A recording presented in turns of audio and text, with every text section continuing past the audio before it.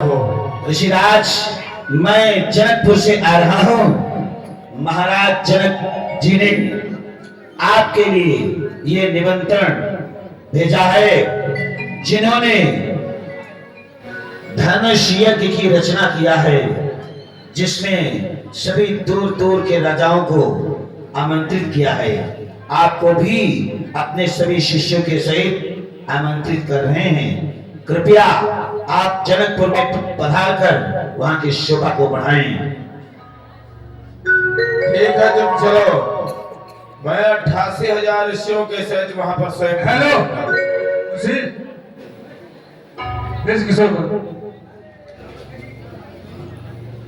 बेटा राम और लक्ष्मण, ये जनक राज का दूत है जो ये पत्र लेकर के आया है। उन्होंने धनुष यज्ञ की रचना को रचाया है, जिसमें देश देशांतर के राजा महाराजा आए हुए हैं। वैसे हमारे यज्ञ की पूर्णाहुति तो हो चुकी है। तुम यदि चाहो तो हम तुम्हें अयोध्या छोड़ दें। अगर धनुष यज्ञ की रचना को देखना चाहते हो तो हमारे साथ भी चल सकते हो।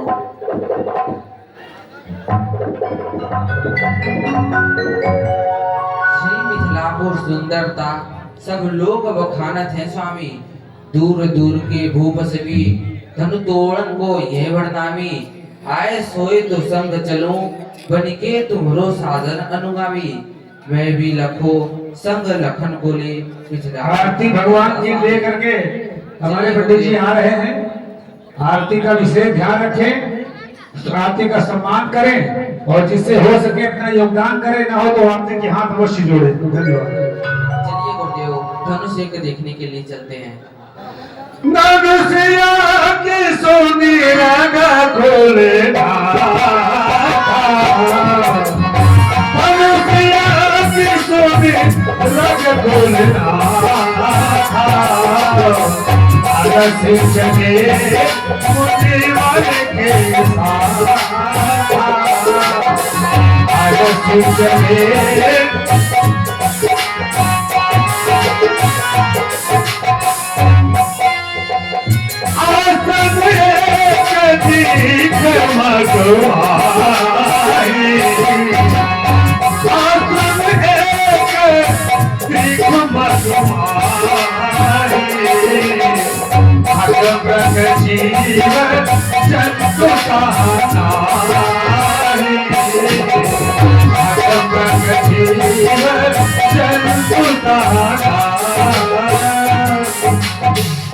पूछा प्रभु सिरा मुनि देखी सकल कथा मुनि कही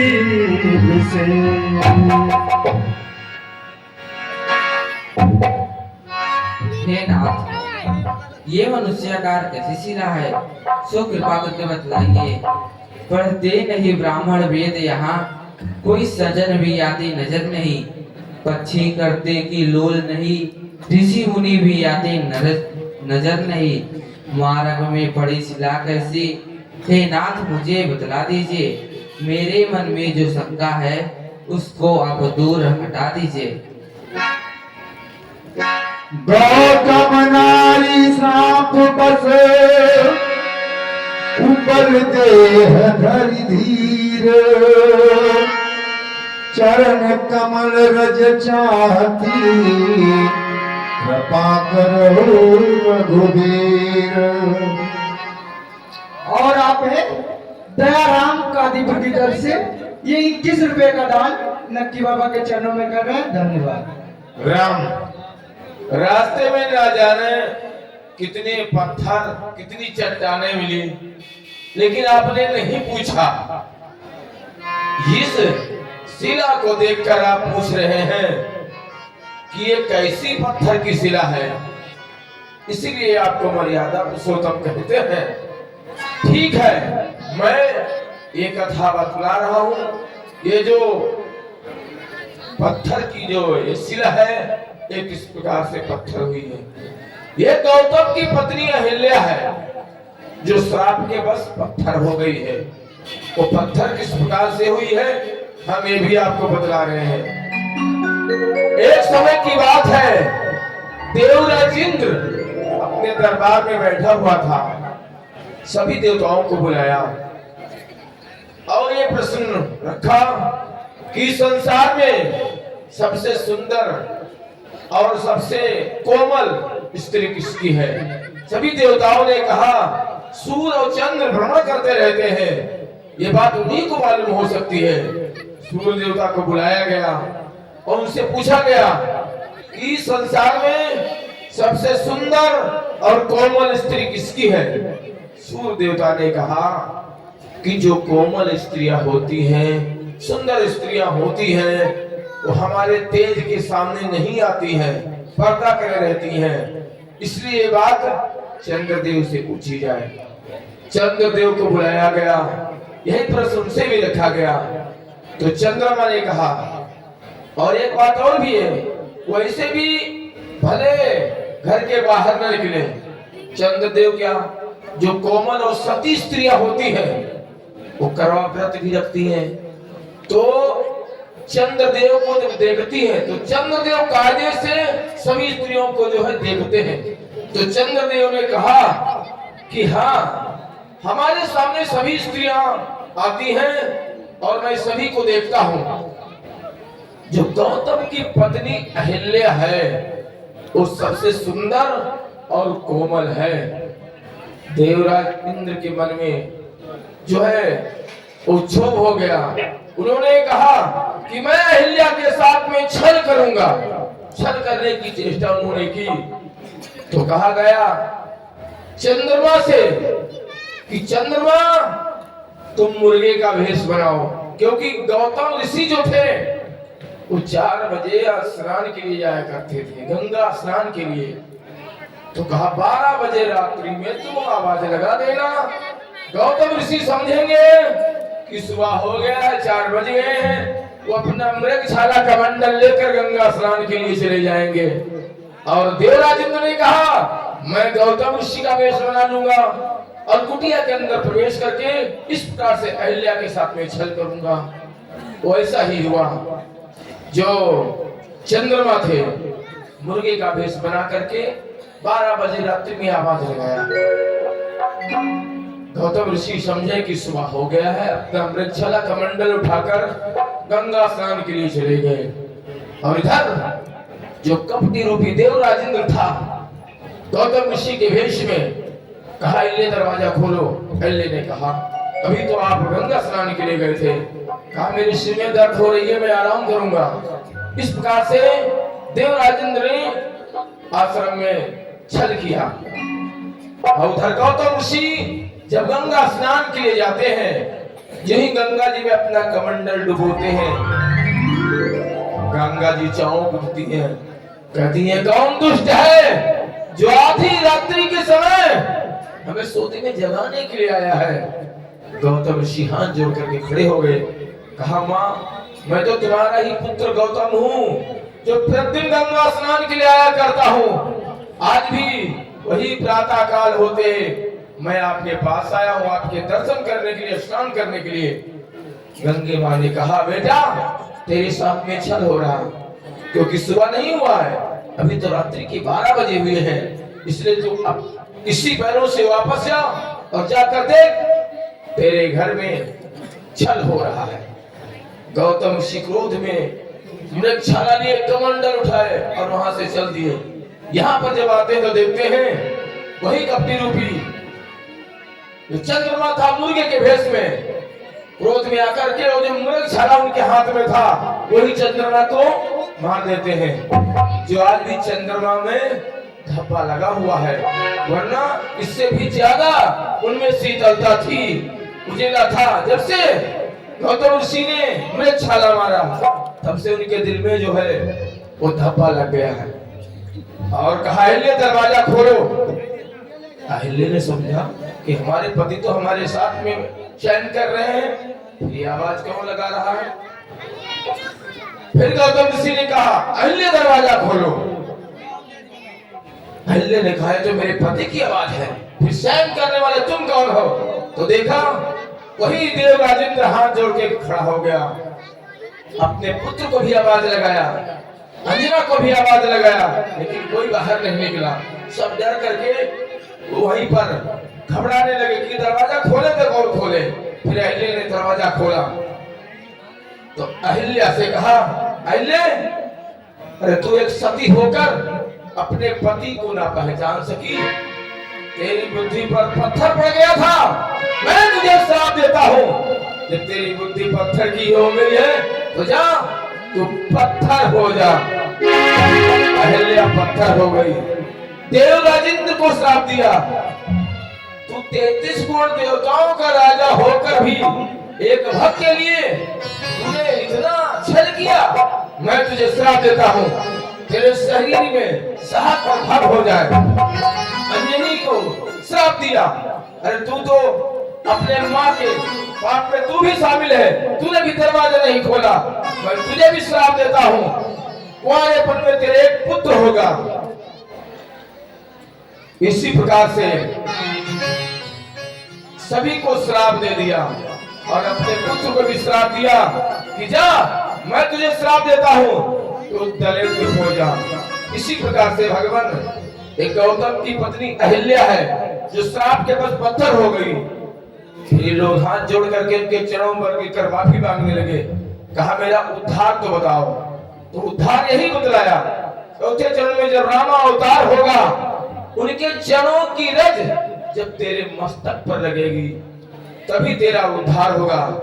देवराज इंद्र से कहा कि जब भगवान राम धनुष का खंडन करेंगे वही आवाज तेरे कानों में आएगी, तब जो तेरे ये सहस्त्र भग हैं ये सहस्त्र नेत्र बन जाएंगे। उन्हीं नेत्रों से जब उनके दर्शन करेगा तो तेरा भी उद्धार हो जाएगा। अंजनी से कहा तेरे पुत्र तो अवश्य होगा, लेकिन ऐसा पुत्र बलशाली होगा जो तेरे पापों को धो देगा। और अपने पुत्र से भी कहा कि जब राम का विवाह करवाएगा वही जो दक्षिणा मिलेगी उसी से तेरा दरिद्र दूर हो जाएगा। ये गौतम की पत्नी अहिल्या है, भगवान आपके चरणों की रज चाहती है, आप अपने चरणों की रज दीजिए।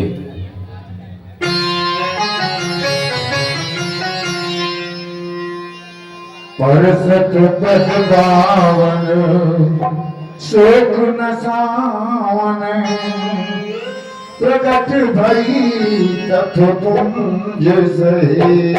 परसत पद बावन शोक न सावन, प्रकट भई तथ पुंज सहे।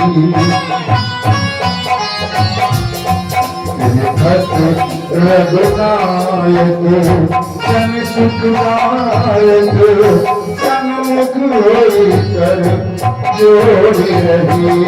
परसत पद पावन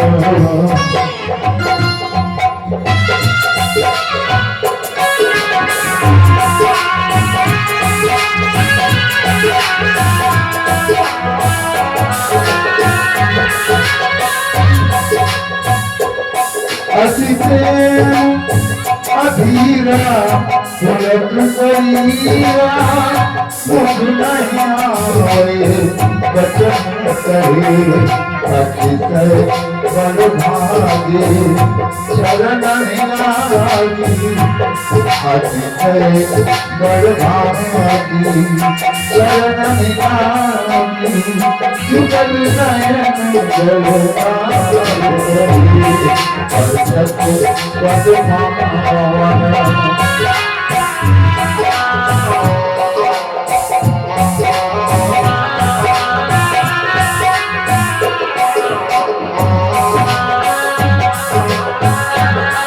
धीरज मन कीना,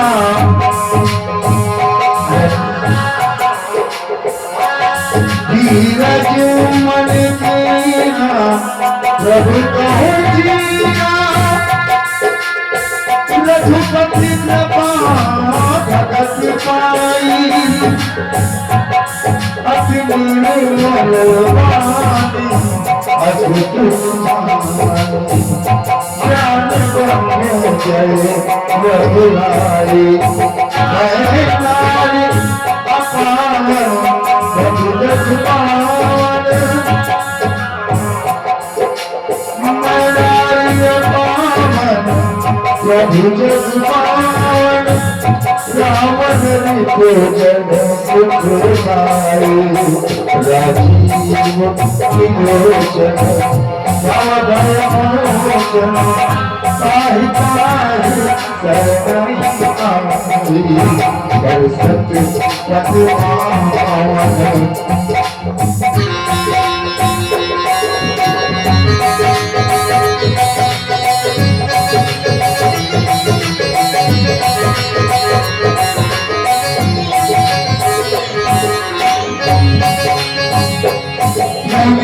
श्राप जगीना अजल कीना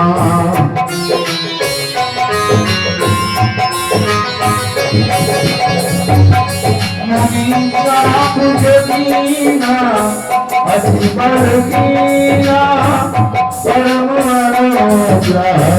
मैं माना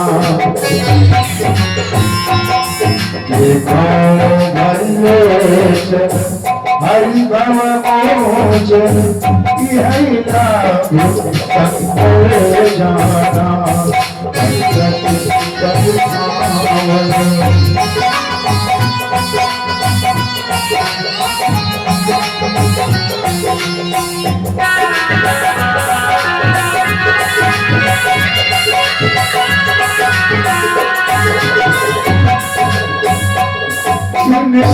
प्रभु मोहन मैं मति भोरी नाथ नमारो कर पाना पद कमल परागा रत्न अनुरागा मम मन मधुर करे पाना और सत्य पति पाना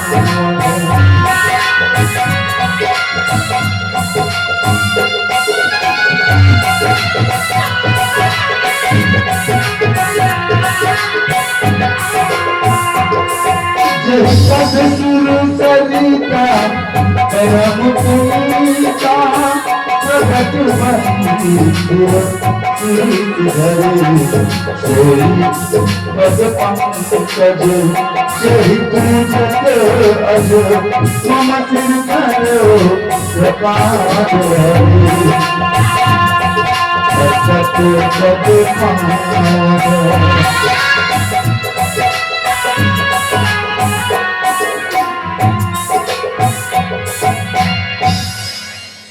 हे अनंत भगवान, मैं आपका दर्शन पाकर धन्य हो गई।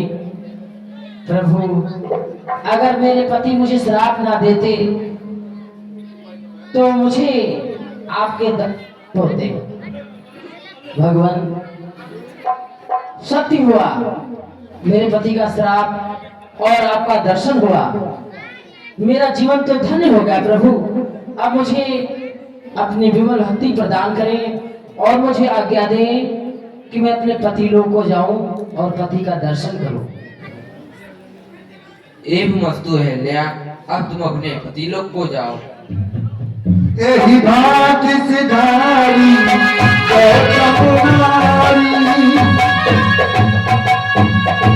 बार बार हरि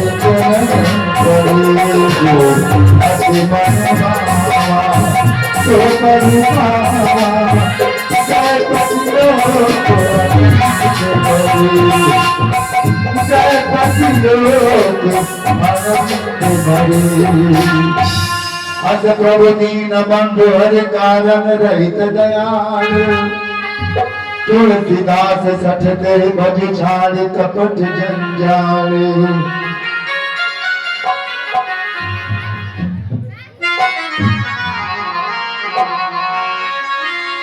चले राम लक्ष्मण मुनि संग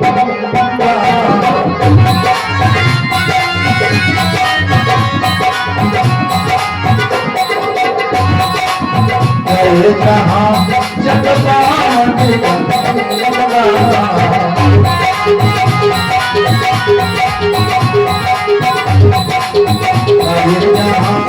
जग पावनी हे नाथ, ये दूध के समान बहने वाली कौन सी सत्ता है? सो कृपा करके बतलाइए। ये जो सामने सरता है इस गंगा जी हैं पृथ्वी पर कैसे आई हैं? अगर संक्षेप में बताएंगे तो जितने लोग हैं वो भी भाग जाएंगे, इसलिए मैं थोड़े में ही बतला रहा हूँ गंगा जी कौन है और कहां से आई है। वैसे तो ये भागीरथी गंगे हैं, राजा सागर हुए थे, उनके 100 पुत्र जलकर के खाक हो गए थे कपिल मुनि के आश्रम में। फिर बहुत से उनके पुत्र हुए, गंगा जी को नहीं ला पाए। भागीरथ जो हुए महाराज ने वो तपस्या की है, गंगा जी को लाए हैं। भागीरथी गंगे हैं, इन्हें प्रणाम करो। अभी पंडा लोग आएंगे, उनको दान दक्षिणा देना, फिर आगे के लिए प्रस्थान करेंगे, क्योंकि जनकपुर भी पहुंचना है।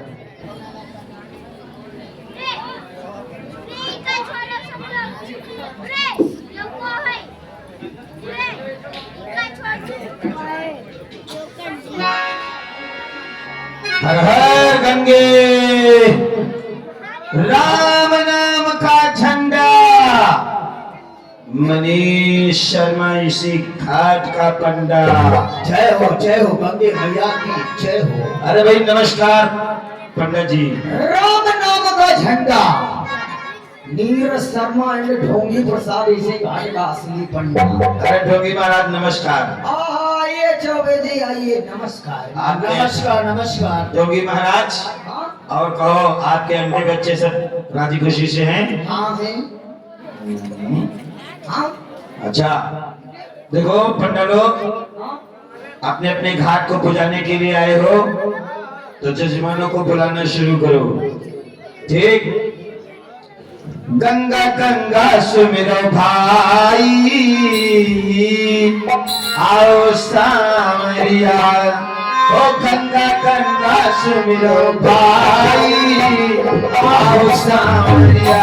गंगा गंगा सुमिरो भाई, आओ सामरिया।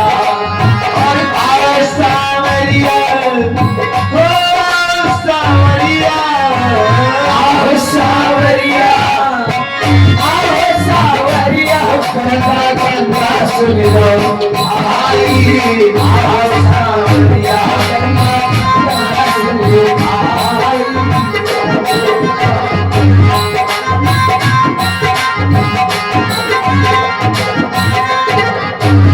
गंगा स्वर्गलोक से आई, शिव की जटा में समाई। गंगा स्वर्गलोक से आई, शिव की जटा में समाई। भागीरथ जी ने, भागीरथ जी ने आई, आओ सामरिया।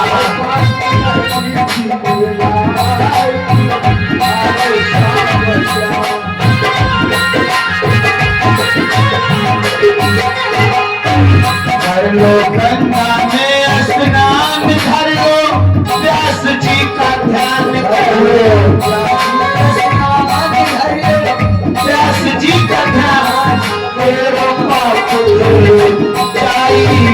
आओ सामरिया, तेरे पाप धुल जाई। आओ सामरिया।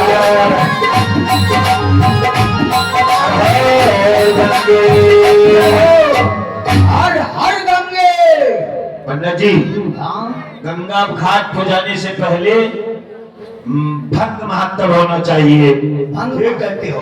भंग का नशा जब चढ़ा होगा तभी घाटों को पुजाते हुए अच्छा लगेगा। तो इस कार्यक्रम में आपकी तरफ से क्या योगदान रहेगा? आप पहले इन लोगों से जानकारी ले लो क्या चीज लाए हैं, फिर जो भंग लेकर के आया हूँ। ये भंग लेकर आए हैं और अपनी तरफ से रहेगी गोला मील की चीनी। तुम्हारी तरफ से क्या रहेगा भी ये बता दो। अरे मैं तो किशमिश लेकर आया हूँ। हाँ, तुम किशमिश की तरह हो भी। हैं, किशमिश। और हम क्या लाए हैं? क्या लाए हो पंडित जी? हाँ तुम दूध की कमी रह गई है। हाँ, दूध छोड़ी करो, सब कुछ है यहाँ। अरे तो मतलब बादाम